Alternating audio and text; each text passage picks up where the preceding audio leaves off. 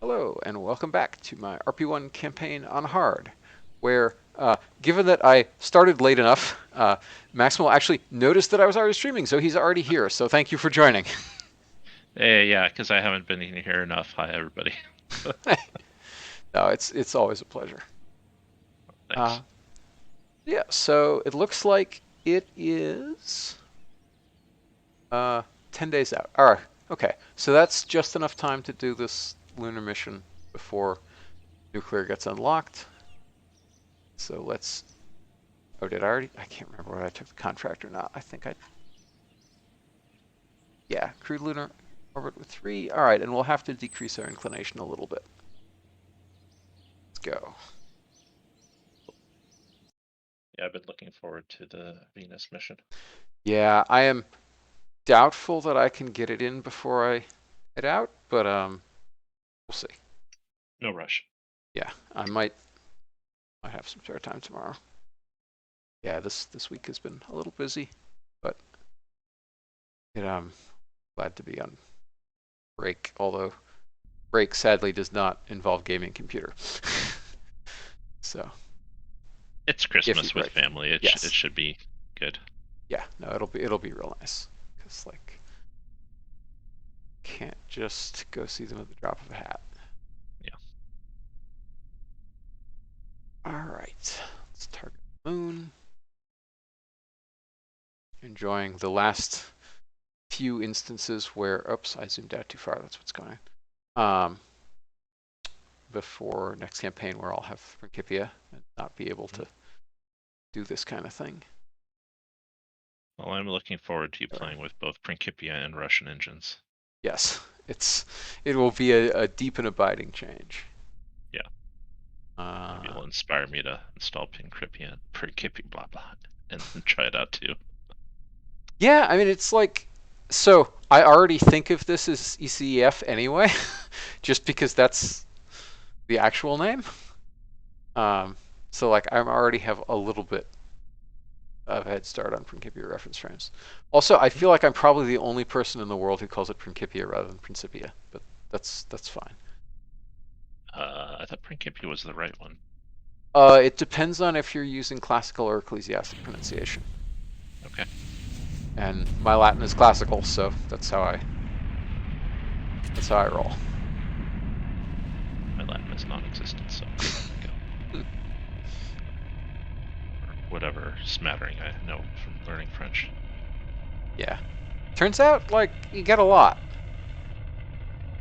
Yeah. Yeah, between knowing some French, some decent amount of a Slavic language, and English, there's enough of like I can just hear stuff in any European language. It's like I kind of know what they're saying a little bit. Yep, pretty much.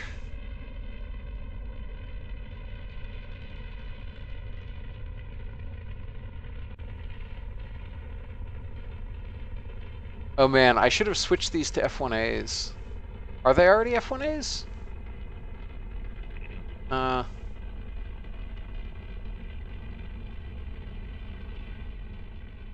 no, they're not.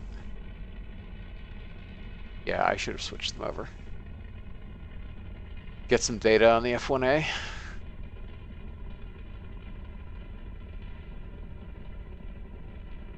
It is a manned flight, so maybe data gathering is not the purpose. I mean, I was trying to think the other night. I was trying to think of what I could, like, I would like to.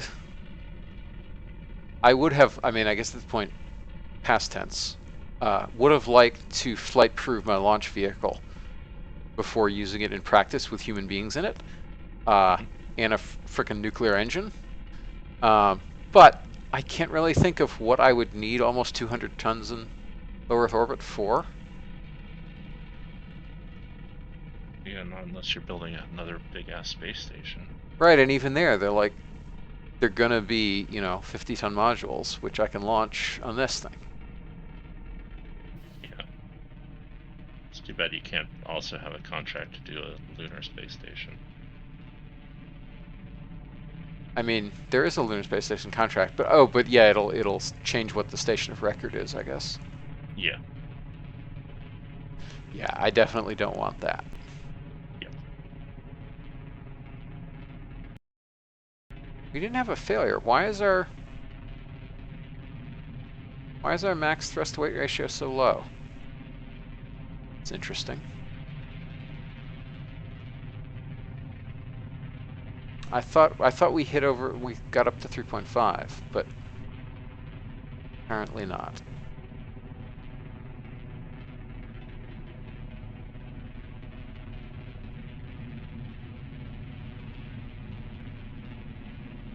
You stretch the stage, second stage. Well, I'm still limited by 1,500 tons, so didn't stretch it much.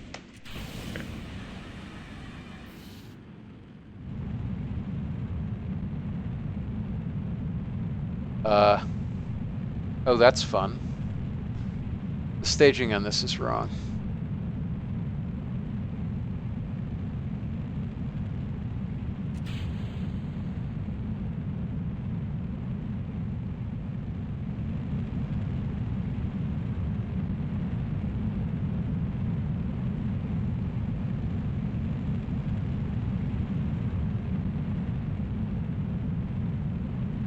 Oh, it's wrong because I had to flip the mission module around and do some stuff. That's why it's wrong.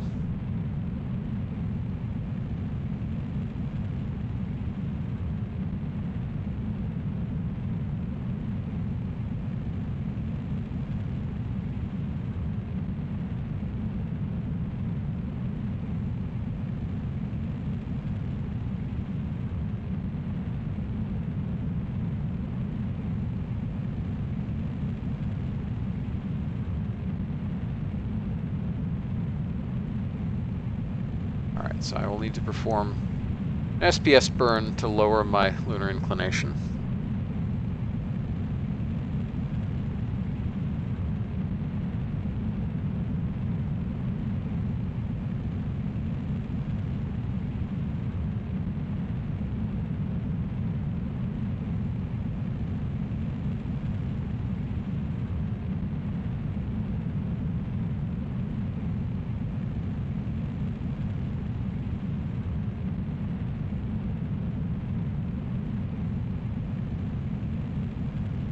There's something curious about, and I just didn't spend enough time Googling because I knew I'd ask you. How come the British were successful with the kerosene peroxide rocket and nobody else? Mostly because it's...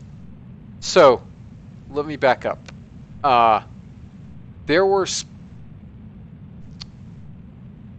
No one else tried in practice, so it's less of a question of the British were successful or like the British were the ones who tried. The reason they tried is because... So, first of all,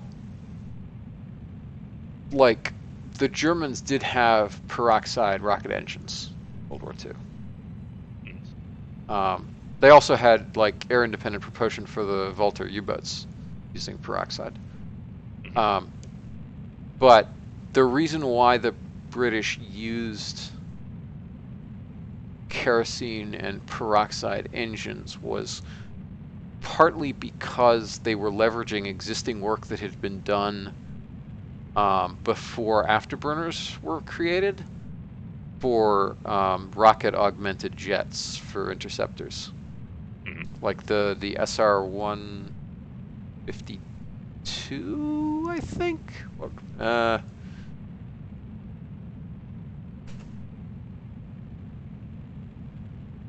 Yeah, I can't really remember which one it was. Saunders Row rocket.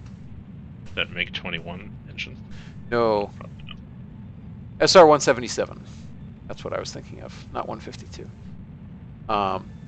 It was a by-service RAF and Royal Navy interceptor with a jet and that could be peroxide augmented.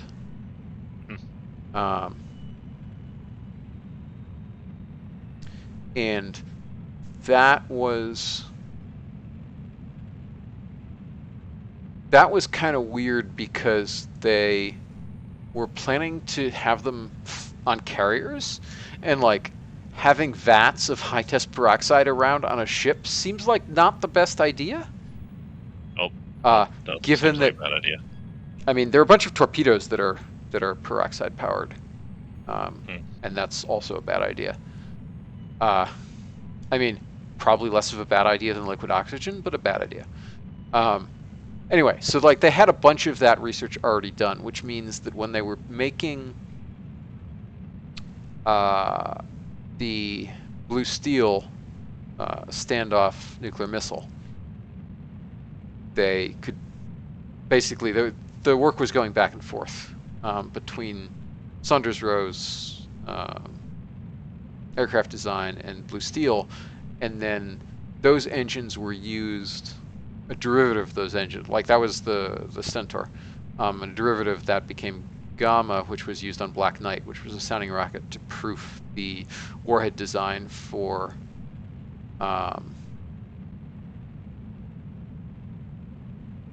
I'm blanking. Uh, Blue Streak. And now Blue Streak used Keralox, um, but Black Knight was used in a bunch of sounding rocket cases. Um, and then that those engines were later modified slightly and then reused for Black Knight. Hmm. Sorry, like Arrow. I was just talking about Black Knight. Gotcha. No, I'm Um, just curious because the chemistry seems really good compared to using liquid oxygen. so the chemistry is good in the sense that it is naive. It is natively closed cycle. In the sense that you can run your pumps by decomposing the peroxide, which you have to do anyway to make it combust with the kerosene. So you can have instead of running a gas generator, you decompose the peroxide and feed it directly into the combustion chamber. So like that part is great. The downside is that the specific impulse is anemic. I mean, it's not as bad as a monopropellant, but it's quite poor. Well, I don't understand why. I mean, other than maybe it's not energetic enough of a combustion. Yeah, Like so when you look at the exhaust products, they're better than the exhaust products of like kerosene and liquid oxygen. yeah, uh, that is chiefly because I think we are like Keralox is thought of as the baseline, Hmm? but what's actually going on is that liquid oxygen is a fantastic oxidizer. And like the only oxidizers that are better than it are like fluorine and chlorine. So basically, any oxidizer is going to pale in comparison to LOX. In particular, the reason why you use something as awful to deal with as hydrazine is because you need the extra performance in the fuel because you lose it in the oxidizer by using nitric acid or dinitrogen tetroxide, which is broadly similar. So you're paying a penalty for using peroxide. The other advantage that you get, which isn't immediately obvious, and is certainly like not obvious by the products of the reaction, is the density advantage. Yeah, no, I got the Um, HTP is denser than LOX. it's extremely dense and it's storable. Yeah, Well, for some values of storable. yeah, Like as long as you can keep it from freezing. well, and also that it does decompose a little bit. Yeah. But the density is relevant because there was actually a plan to use it as an air-launched SSTO space plane called Black Horse. Should look that thing up too. Yeah, you should look up Black Horse. Black Horse was like an 80s New Space, so like New Space 1.0 plan. And the idea was that you take off with just the kerosene because you're running jet engines. Mm-hmm. And then you have midair refueling where it takes all the oxidizer on board. And the oxidizer is super dense, so you don't actually have a very large aircraft. And once you're flying pretty fast, you can slurp up a bunch of mass and you're fine. Mid-air refueling? Like it's not drop launched, it's okay. Yeah. guess I don't understand why the specific impulse is so low or lower, because I mean, I guess it just doesn't get hot enough in the Yes. combustion chamber. Yeah. No, like the reaction products are fine, but it's just not a terribly active reagent. So like oxygen is nasty enough that it will like cause mutations. uh, Peroxide is not that strong. Mhm.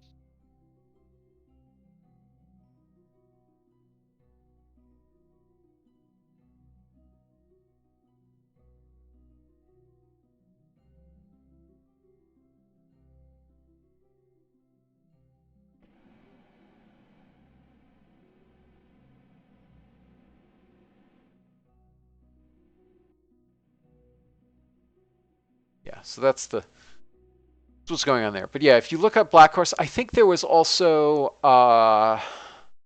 was the X30. I think the X38 was maybe no X38 was CRV. Uh,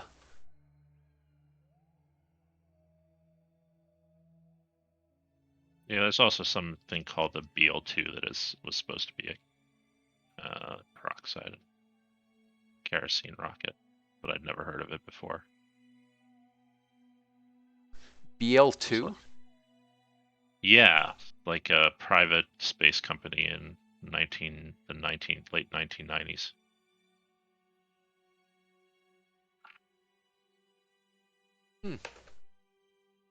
Beale Aerospace, ring a bell? Oh, Beal. Sorry, I thought you said BL2. No. Well, the rocket is called the BL2, but BL is in BAL-2. Yeah. So, Beal Aerospace. BA2, yeah. Okay. Good. So that is a very interesting story. Oops. I think this is. Yeah, don't let me interrupt your launch, but I know Yeah, you yeah, like no, telling I'm, stories, yeah, so yeah, have fun. I'm just going through the TLI burn. That's fine. So, oh no, I'm confusing it with what was the? There was a suborbital space plane that was a NASA X plane, and I think I may be confusing them with Beal.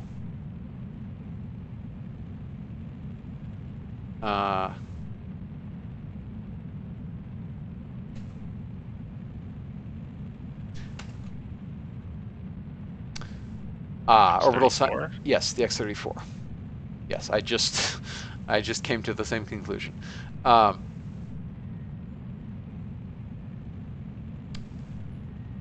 That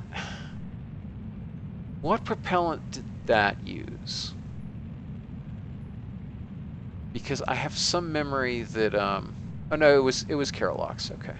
Yeah. I thought maybe they were doing peroxide. So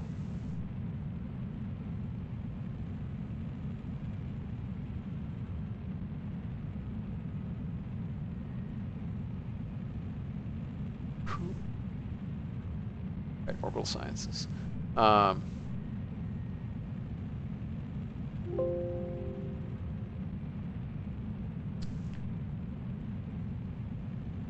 So basically, there's I remember reading about this on I think Secret Projects forum. So Scott Lowther, who runs Aerospace Projects Review and the blog Upship, may have come across him. Basically, has tons of technical drawings from all sorts of air and space stuff. He's an engineer. And also, so like I think I think I pointed you at like Fantastic Plastic at one point. Maybe. Yeah, like he did some of the CAD designs for them. Anyway, like he actually I think worked for the predecessor company that was working on a space plane like that. And also, like, Bob Zubrin was involved with them, although apparently was an awful pain to work with. And that exploded for various reasons. Not the rocketry kind of explosion, the people kind of explosion. But yeah, no, they were working on a different kind of reusable spaceplane, which I, for some reason, thought might have been peroxide related, but I think not. Let's say there's some USAF proposed space planes that we're going to use airlocks, but I don't know. I can't find which space planes these are supposed to be. So, do you know about when? Nope. Okay. So I know about aerospace plane, which was basically came up with LACE before HOTOL did, and then which became reaction engine, or whatever they're called, the making Scalon. I think it's reaction engines. And there was a bunch of 60s projects as well. But then, yeah, and there were all the TAV studies from the 80s. Also Space Cruiser, which was nuts. Come across the Space Cruiser plans? Nope, not yet. So Space Cruiser was a plan to launch a single-person spacecraft that basically looked like a cone out of a ballistic missile submarine. Effectively using like a Trident as its booster. Which I even ask why? It was the 80s, man. Like, it was Space the interceptor destroys Soviet satellites. Yes. Okay. Fair enough.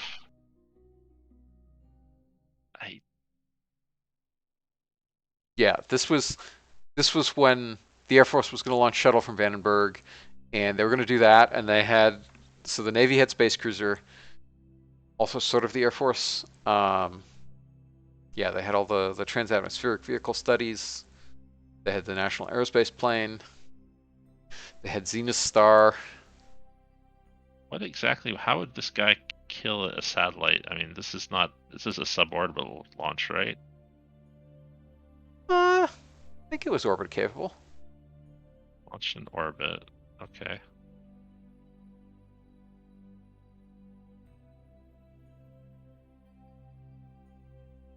All right, let's discard stage. Well, not quite discard because you get to do transposition, docking, and extraction. How very Apollo-like.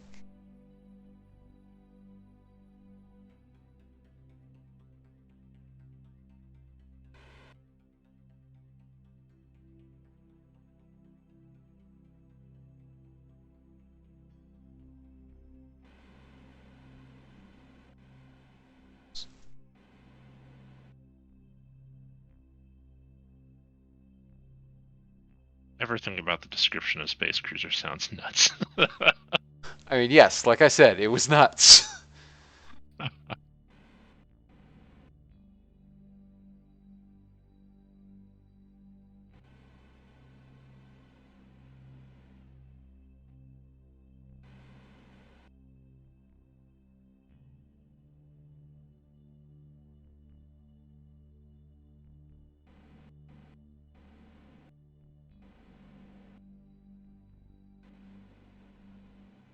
Yeah, I mean, not as nuts as Timberwind, but Timberwind is a high bar. And admittedly, like, Timberwind's nutsness is sort of overblown, given that, like, the really radioactive version was the ICBMs are already flying, so who cares if we add a little bit of extra radioactivity to the atmosphere?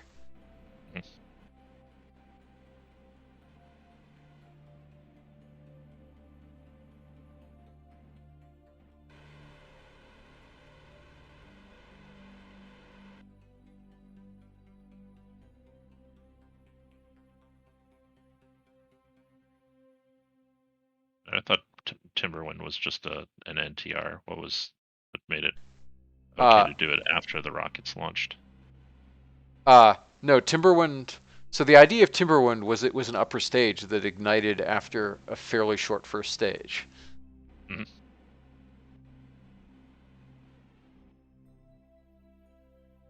Which, like, NTR proposals are usually, like, at the very least,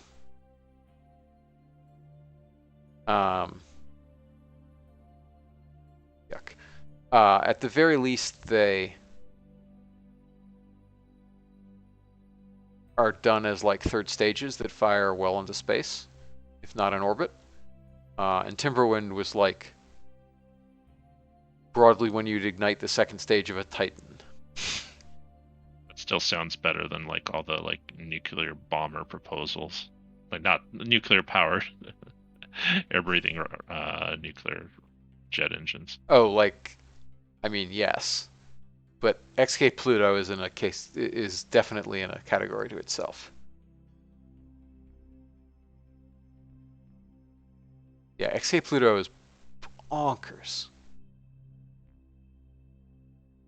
I mean, in the truest 1950s way. Yeah, I don't really see like what.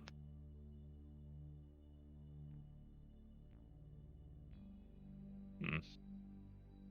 I mean, if you're putting a third stage rocket with an NTR on anyway, like, why not just fire it as the second stage? Because I mean, it's gonna, if the rocket blows up, it's gonna be on downrange somewhere anyway, regardless of whether it was second or third.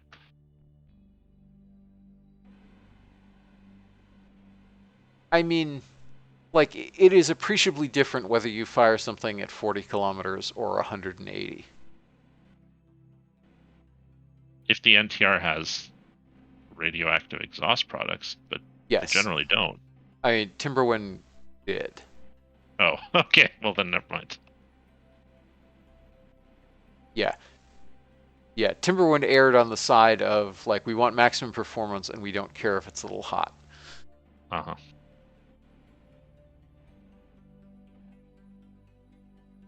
Yeah, it's basically like its reason for existing was to put basically to put like super heavy anti-ballistic missile satellites into orbit in a just-in-time way. It's like the Soviets launched, so we need more stuff. Okay. I thought it was just cool because it had like the spinning reaction chamber. Yeah. Which sounds very, very 80s sci-fi. I could see that in some like giant robot anime. I mean, nothing beats a nuclear saltwater rocket for, for the level of coolness.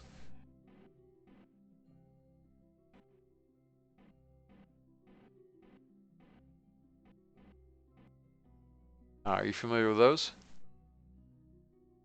Somewhat. I mean, like I've read about them. Yeah. Oh yeah, I bet you have. Um, Probably for the same reasons I was reading about them a few years ago.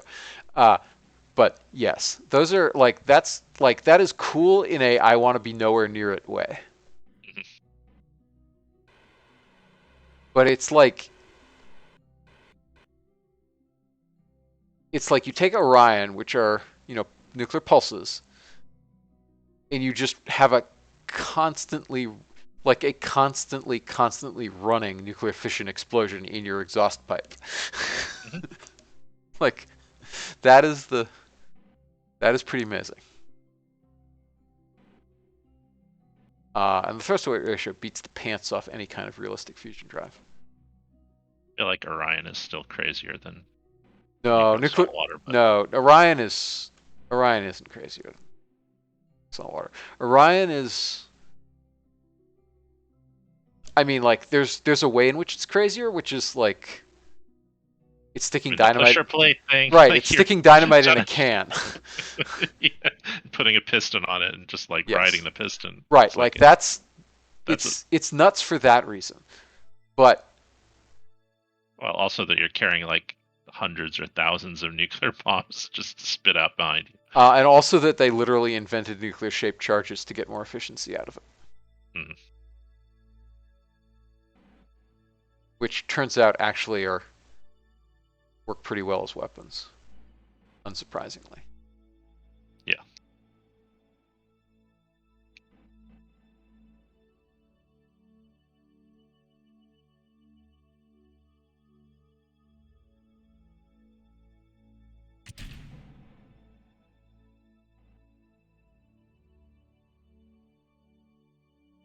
Okay.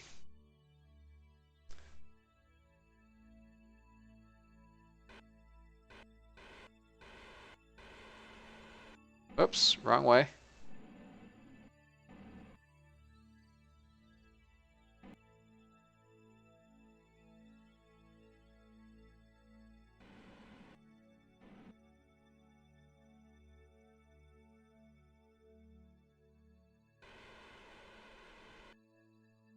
Let us get clear of the stage.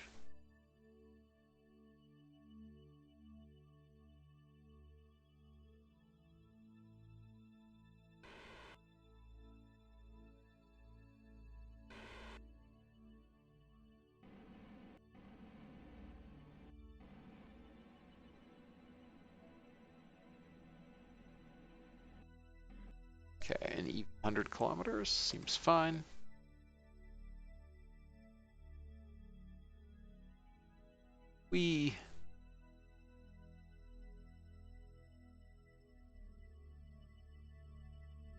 I guess we have a little bit of spin gravity from this. I really should probably damp that out.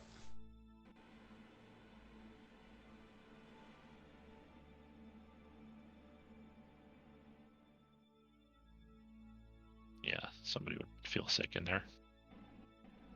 Just a bit.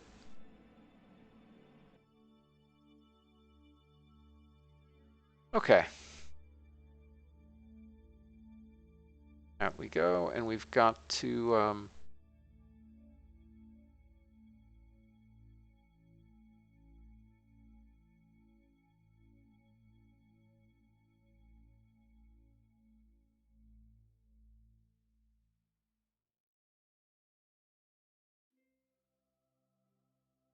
It'd be get funny if an and DN on here.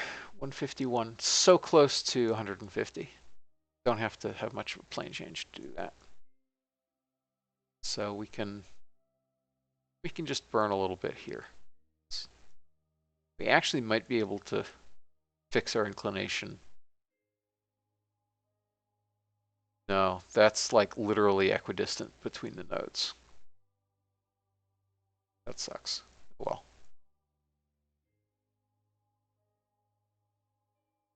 sorry, what were you about to say? what was I about to say? I don't know. Don't worry about it. Oh yes, now I remember. I was gonna say it would be funny if Kerbalism tracked dizziness. I mean, that's the sort of thing it would track. So. Mm.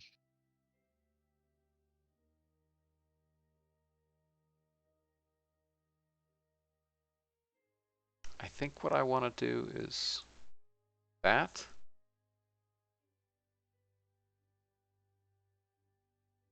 Yes, that decreases our inclination. Just enough. Be within limits.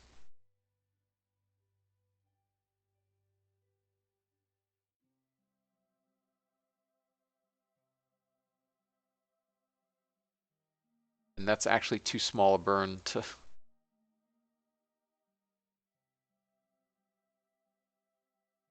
You want SPS? Yeah, 2 meters per second. Mm.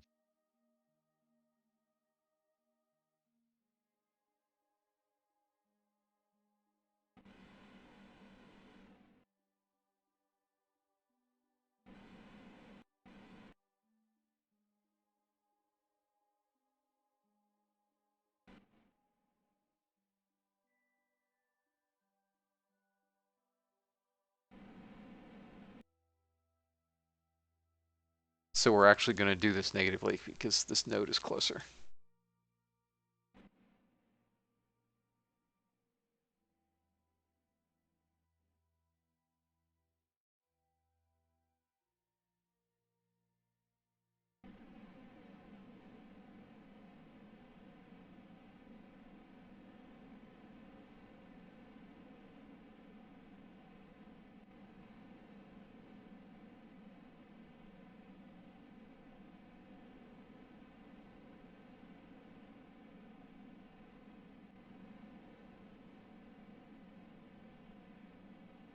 Okay.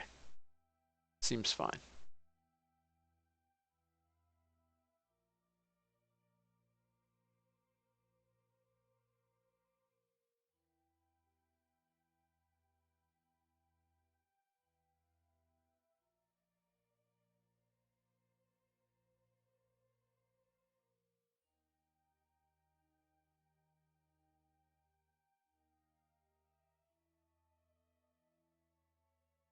How long do we have to stay? Just shy of 2 days.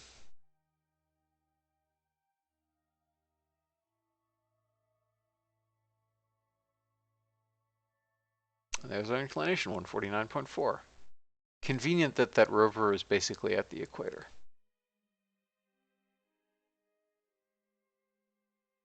Hey, Alex Hudson.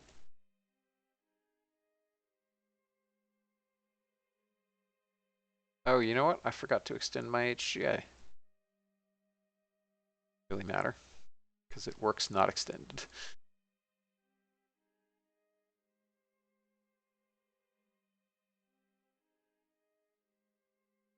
The astronauts remember to click the button for you. Yes. I really wish training mattered more. Oh, so? Well, basically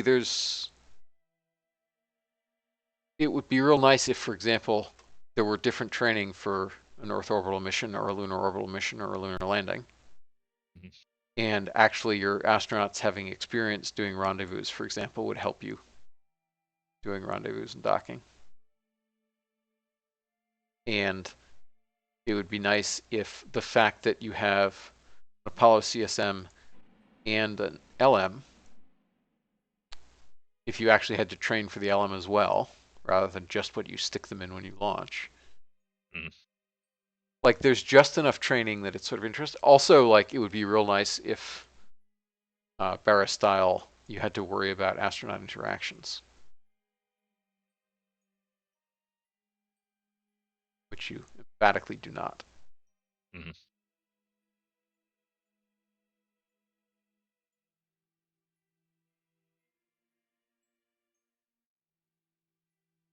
As always with RP-1, what I want is Barris plus building and flying.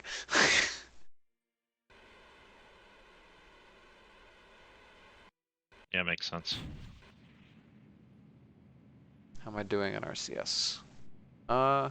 Used up basically half of our RCS propellants already. And I guess that's fine because we only have to but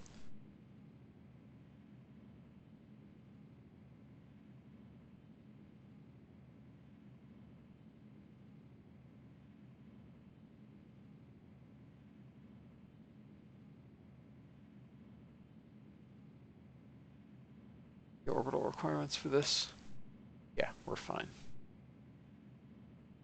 Myself, I do kind of want that Factorio mod mixed with RP-1.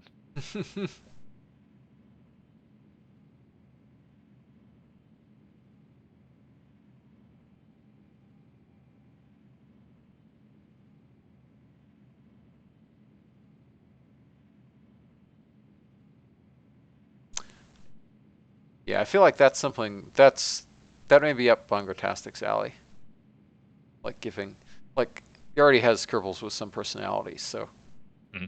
having interactions would be pretty reasonable.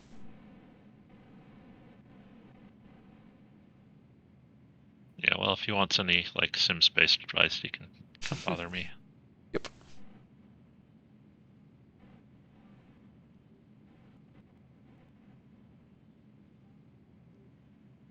I actually should play his mod sometime, but Yeah, I haven't had a chance yet either.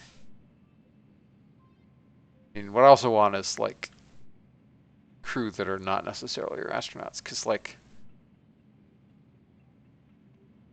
it doesn't.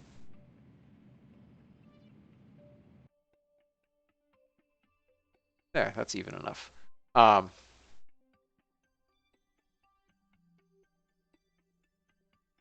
Yeah, like what matters is what your flight director is like and what your lead engineer is like, not necessarily your Mhm. Kerbal Engineer doing. Like, Didn't he have that in? Something like that? no, I thought it was purely based off your astronaut roster. I thought he had his astronauts graduating to be doing stuff for the Oh yeah, space no, like program. once yeah, you can retire them to that. But I mean Mm. like actually having a set of folks who are not, never were, never will be astronauts. Yeah, fair enough. Well, that was part of the RP-2 plans. Yep, true fact. Someday. Yeah.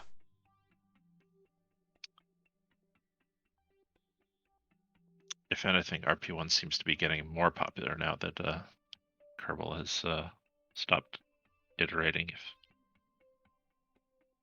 Yeah, I mean there's also that as we're going to 112, it will be much easier to install. I mean it's Mhm. already much easier, but like not having to downgrade makes a huge difference. Yep.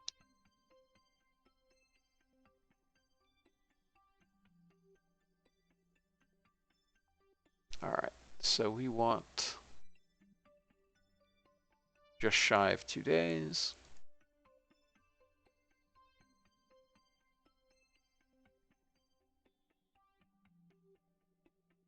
That's just shy of 2 days.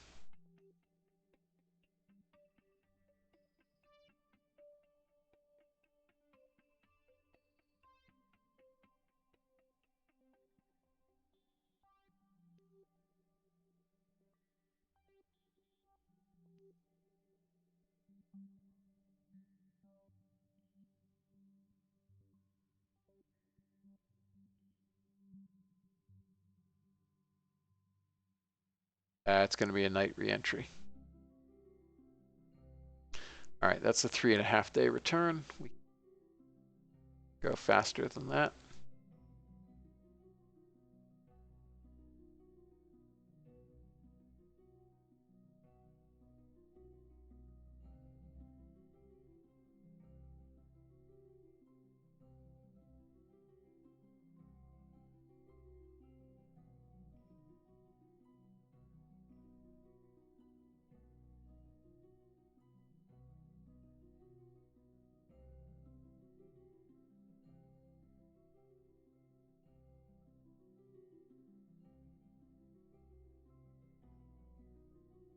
Okay, so 5 days and 1 hour.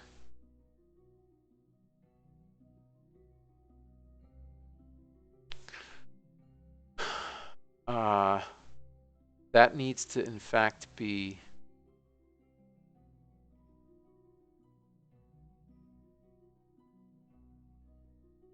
four days.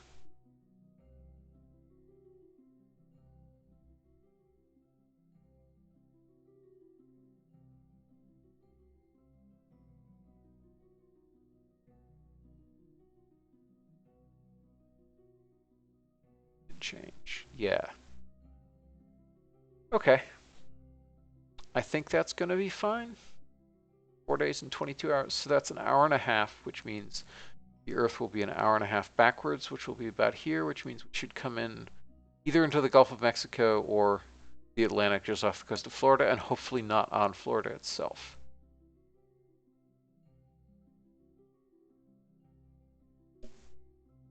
But we have enough cross range that I think we'll be okay. Plus, Florida's just mostly swamps. The alligators won't mind. Yeah.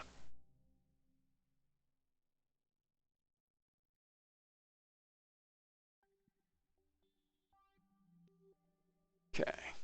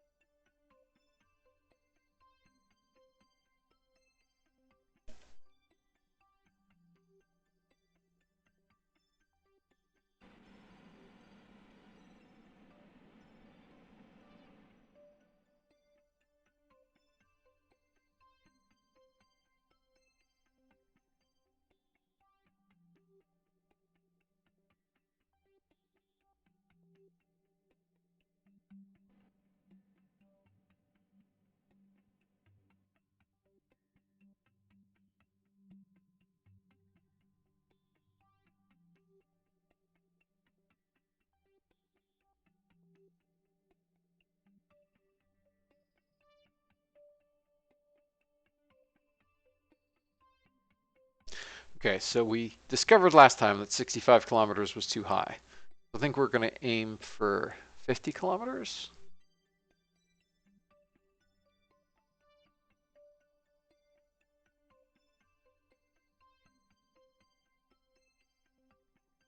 $60 might even work.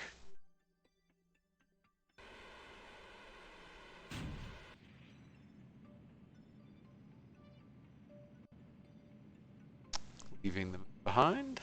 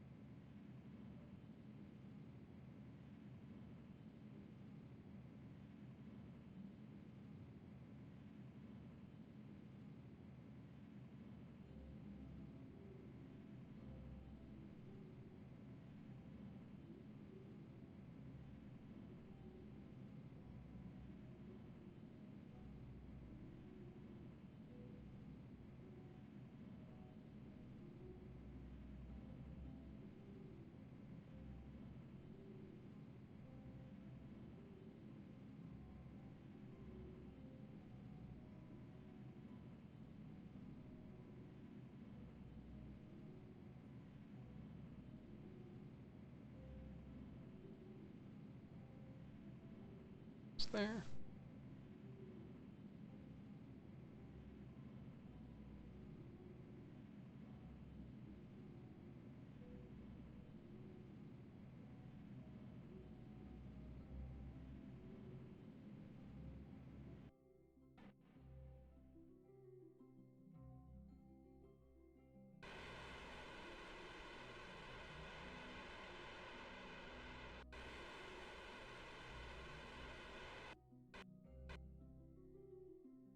Okay.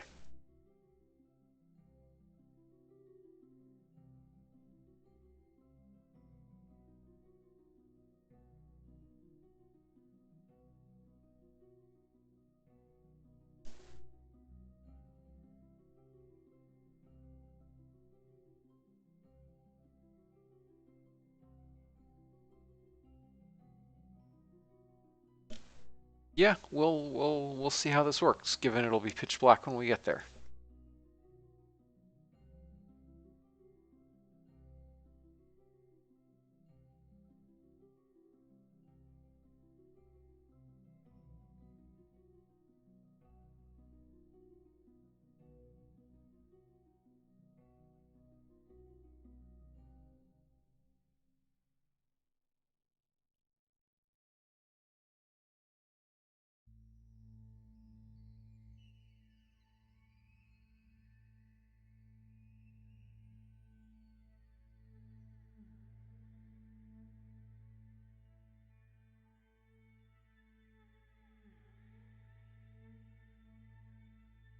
Nice peaceful lunar orbit mission.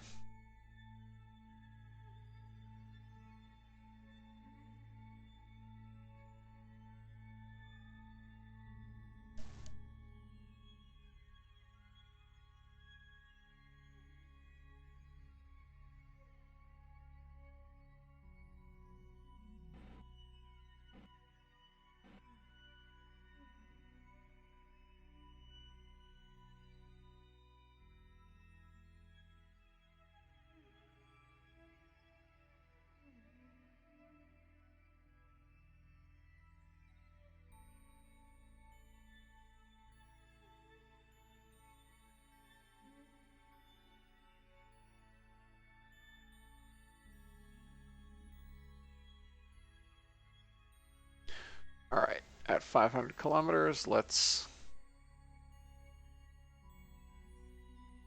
undock.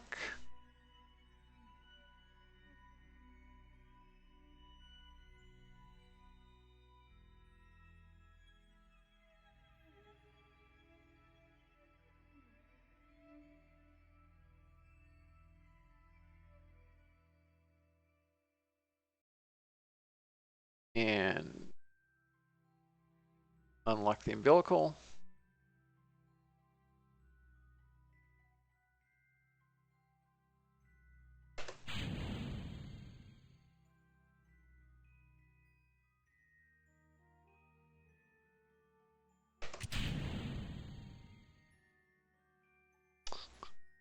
Service module decoupled. Orient. Turn on synth mode. In we come. Bye-bye, service module.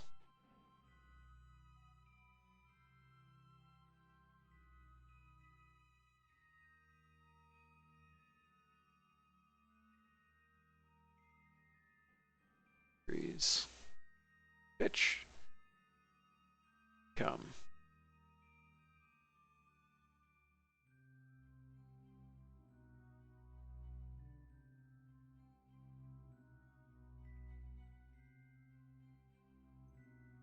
Okay, that's cool. We'll come in.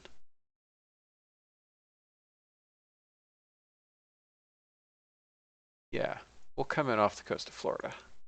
That's pretty nice.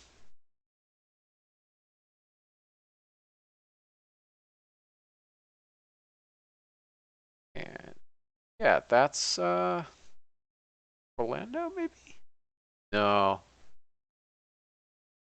forget what that is up in the north of Florida. Is that where Jacksonville is, I think, maybe?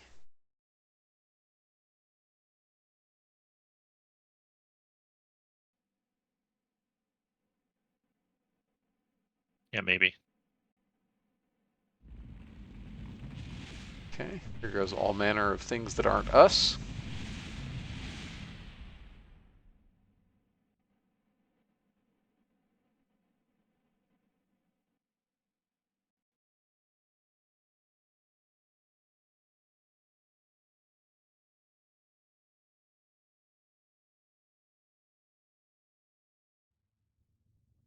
Getting warm.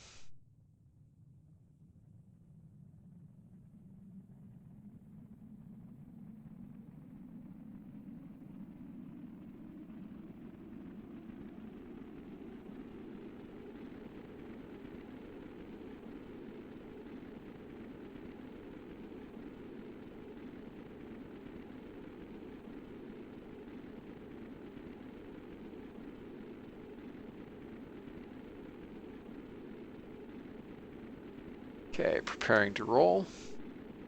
4Gs. Let's roll.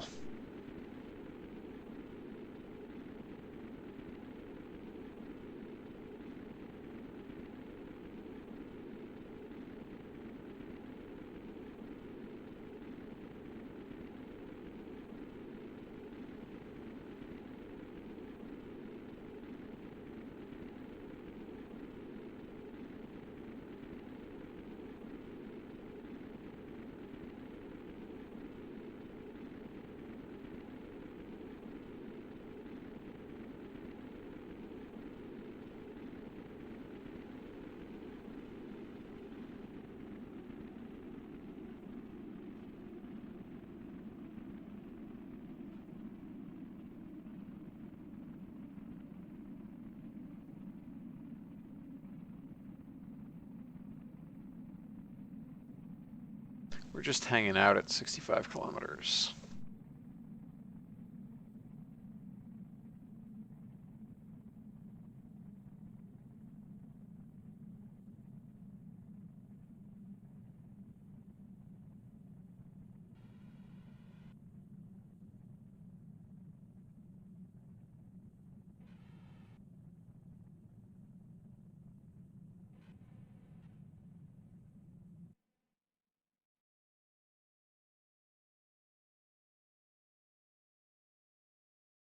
Yep, definitely made it out into the Atlantic.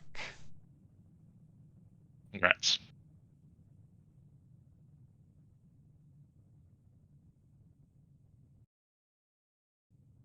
So peak G 4.2, that's not bad. Would have liked to have kept it under at 3, but that was pretty hard. Could have maybe come in a little higher and adjusted more carefully. Fine with this.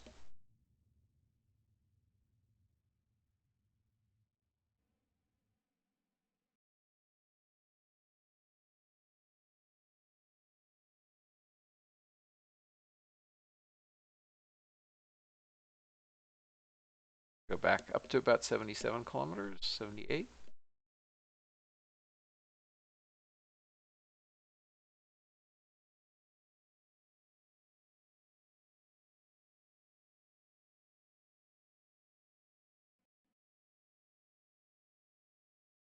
Seven.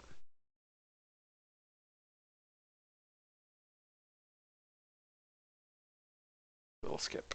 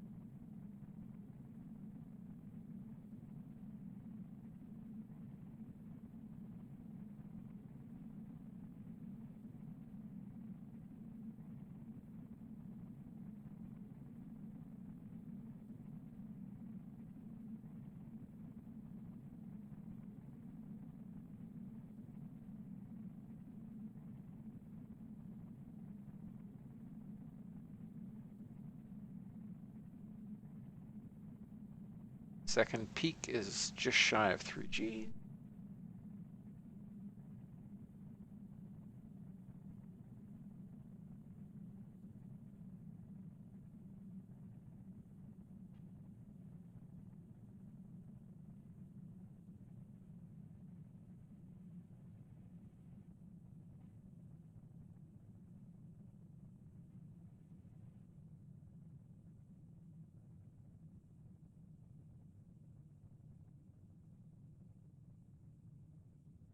Pretty gentle.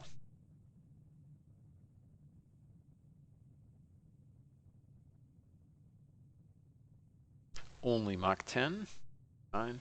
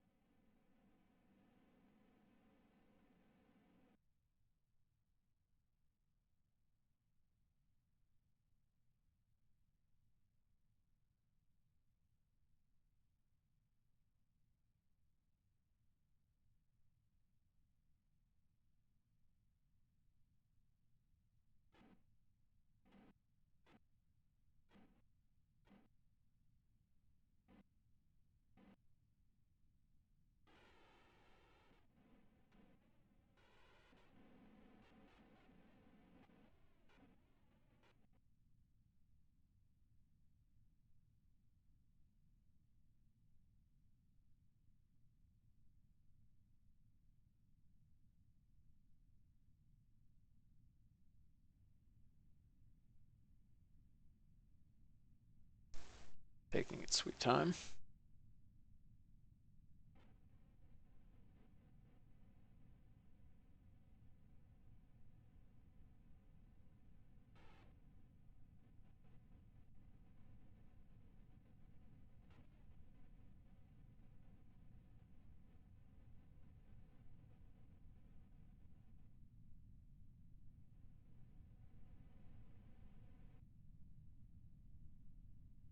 Okay. Subsonic.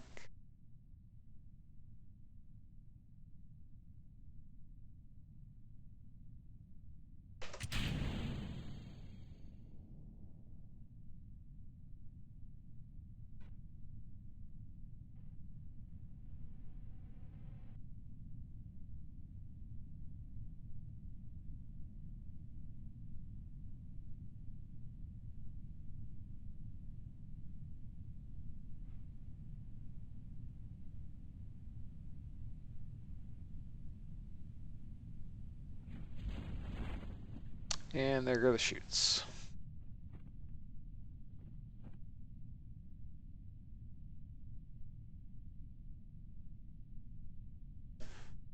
Yeah, you can't see much on a night reentry, except when it got fiery. Yeah, that's true.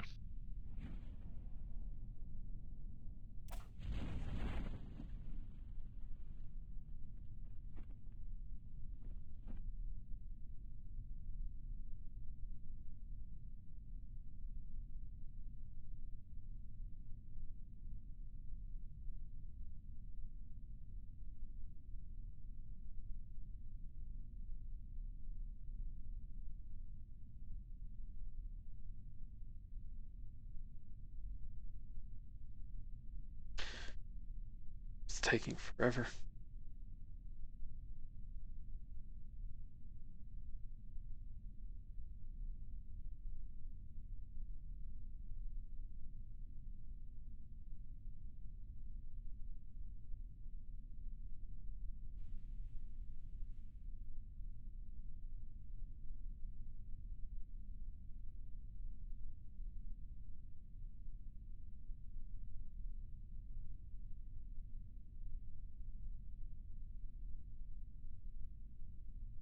Well, you are red for some reason. I mean, you're. I mean, I'm usually red on 4x warp.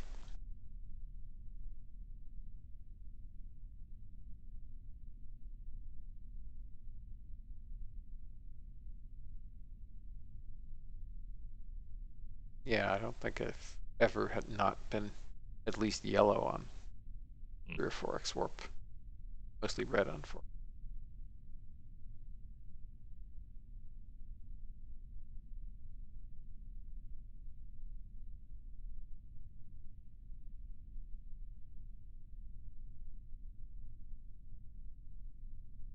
Okay, flashdown. That's a bit more splash and a bit less down than I would have liked, but it's fine.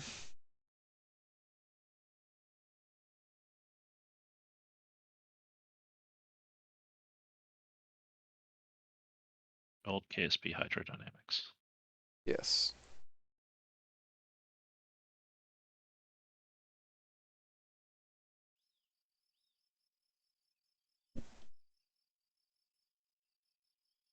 Well, at least your vessel didn't get launched off at light speed by impacting the water.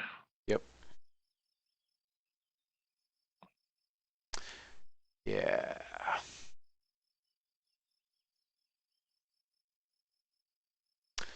All right. It's 2 days until nuclear power is nuclear propulsion. We have a bunch of upgrades, which I'm going to save until that point so I can invest it in build rate. And I'm going to stop for the night because I'm starting to get pretty sleepy. So thanks Night. everybody for watching. Maximal, thank you for coming by. Have a great night. Catch you all Yeah, it next was all time. fun. Talk to you Yeah. later. Later.